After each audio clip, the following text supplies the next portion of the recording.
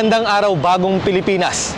Nandito tayo ngayon sa EDSA Shrine upang alamin ang mga kaganapan at pagbibigay serbisyo ng mga kapulisan sa mga mamamayang nakikisa sa Peace Rally ngayong araw.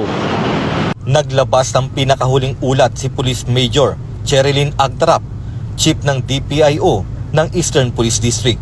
Kaugnay na nagpapatuloy na monitoring sa EDSA Shrine kung saan inaasahang dadagsa ang mga relista ngayong araw.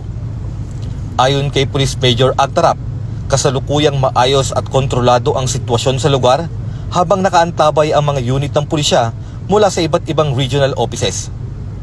Patuloy na minomonitor ng Eastern Police District ang mga aktibidad sa paligid ng shrine upang matiyak ang kaayusan at kaligtasan ng publiko. Sa ngayon, ang status po dito sa EDSA Shrine, tahimik naman po. Simula po nitong umaga ay wala naman po tayong na-monitor at wala naman pong nangyari na hindi maganda po dito sa area na to. As of this time, since kanina, may mga ilan-ilan lang po na mga pumunta dito, na mga galista. Ngunit ito po ay yung mga wala naman pong permit. So, since ang expected naman po natin dito na magagaling ngayong araw ay yung mga miyembro po ng INC. So, balit according po sa ating information, ito po ay, ang grupo pong ito ay in-expect natin ngayon pong 4 p.m. So, mamaya pa po sila. Sa ngayon po, yun nga po, yung sa 4 p.m., yun lang po yung na-expect natin na mga pupunta po. So, yun po yung mga magpo-proceed papunta doon sa People Power Monument. Samantala, ayon kay Police Brigadier General Aden Lagradante, District Director ng Eastern Police District, inaasahan ang mas malaking bilang ng mga relista pagsapit ng hapon, partikular sa People Power Monument, upang matiyak ang tuloy-tuloy na presensya ng kapulisan. Ipinapatupad ang 2-hour shifting para sa mga pulis na naka-assign sa lugar.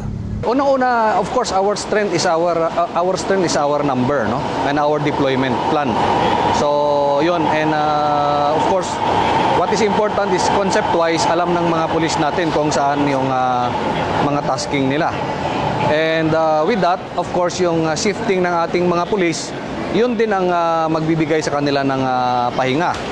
Dahil, of course, mula kaninang umaga hanggang mamayang gabi.